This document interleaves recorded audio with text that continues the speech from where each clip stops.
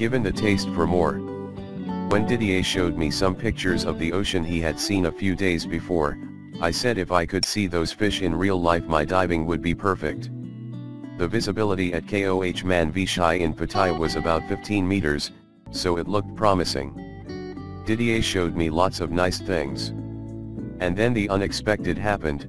There was an turtle more than 1 meter long. The diving with Didier was so comfortable and gave me the taste for more, so I signed up for the PADI Adventure Diver course. I went to Romania just to do a dive or two, but my experience with Didier was so fantastic and special that I didn't have to worry about anything. The only thing I had to do was simply diving, and that's what it's all about.